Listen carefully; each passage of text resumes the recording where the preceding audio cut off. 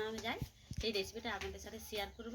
দেখুন দুধ তো আমাদের অনেক সময় কেটে যায়, সেই দুধটা কিন্তু আমরা নাই চিনি দিয়ে খেয়ে নিই, নাই বা কেউ ফেলে দেয়। সেই কেটে যাওয়ার দুধ দিয়েই আজকে আমি বানাবো পান্তুয়াটা।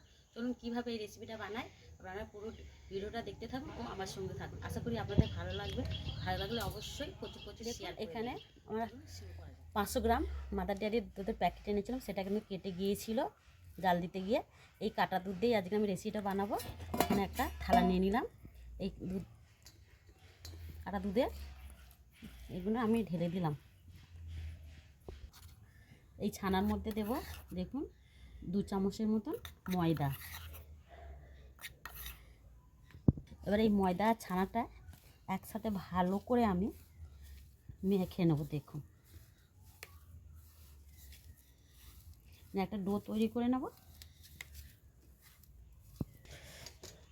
দেখুন বন্ধুরা, ছানা আর ময়দা একসাথে মেখে নিয়েছি, তবু এখন দেখুন হাতে লেগে আছে আর চটচট করছে। এর মধ্যে এবার দেবো 1 চামচের মতন ঘি। ঘিটা দিলে কী হবে, হাতে আর লাগবে না। দেখুন নিয়ে এবার ঘিটা দিয়ে আর একটু সুন্দর করে মেখে নেব। দেখুন বন্ধুরা, এই সফট করে আমি একদম মেখে নিচ্ছি। এবার একটু দু হাতে একটু ঘি মেখে নিয়ে আমি একটু গোল গোল করে তৈরি করে নেব।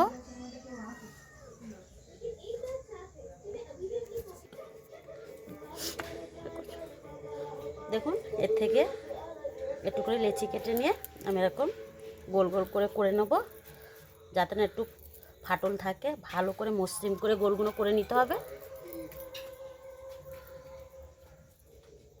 দেখুন এরকম করে আমি সব কটা রেডি করে নেব। দেখুন সবগুলো আমার রেডি করা হয়ে গেছে। এই তো ধরে আছে তো। দেখুন 1 প্যাকেট 500 গ্রাম মানে হাফ লিটার দুধে দেখুন কতগুলো হয়েছে। এবারে আমি ভেজে নেব। দেখুন তার জন্য আমি উনানে কড়া বসিয়ে দিয়েছি, কড়াতে তেলও দিয়ে দিচ্ছি, উনানটাও ধরিয়ে নিয়েছি। এবার তেলটা দেখুন হালকা গরম হয়েছে, এর মধ্যে এবারে মিষ্টিগুলো আমি দিয়ে দেব। দেখুন এবারে আস্তে আস্তে তেলের মধ্যে আমি দিয়ে দেবো। তেলটা কিন্তু খুব একটা গরম করিনি, হালকা গরম করেছি, সবকটাই দিয়ে দেবো। দেখুন এখানে এই দিয়ে এবার এই কড়া ডানটা ধরে কিন্তু আমি একটু তেলটা একটু ঝাঁকিয়ে নিচ্ছি। এখন এতে খুন্তি টন্তি কিছু দেবো না, নাহলে ভেঙে যেতে পারে। দেখুন আস্তে আস্তে কিন্তু আমি এরকম করে নিচ্ছি। দেখুন উল্টে কিন্তু গিয়েছে অনেকটা, এরকম আস্তে আস্তে জাল দিয়ে আমি লাল লাল করে ভেজে নেব। দেখুন এর আমি এই চামচ দিয়ে একটু উল্টে পাল্টে দেবো, আস্তে আস্তে কিন্তু ভেজে নেব।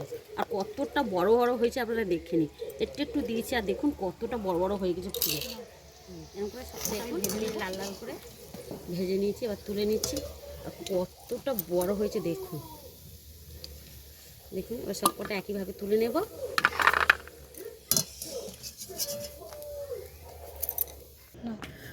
দেখুন মিষ্টিগুলো নামিয়ে নিয়ে আমি আরেকটা কড়া বসিয়ে দিয়েছি, ওই কড়াতে দিচ্ছি হাফ বাটি চিনি,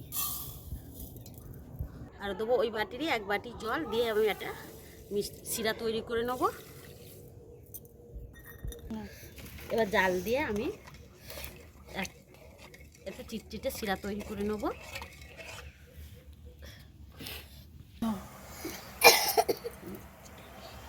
এখানে রসটা আমার চিটচিটে ভাব এসে গেছে, দেখে নিন। এবার এই রসের মধ্যে আমি মিষ্টিগুলো দিয়ে দেবো।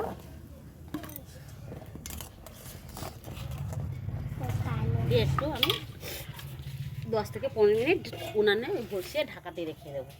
তারপর 15 মিনিট পরে আপনাদের দেখাবো পান্তুয়াগুলো আমার ঠান্ডা হয়ে গেছে আর কতটা সুন্দর হয়েছে আপনারা দেখে নিন। এই দেখুন নরম একদম তুলতুলে, দেখে নিন একদম। দেখেছেন তো খুব সহজে কেটে যাওয়া দুধ দিয়ে আমি কত সহজে পান্তুয়াটা তৈরি করে নিয়েছি, দেখেছেন ঘরোয়া উপকরণ দিয়ে।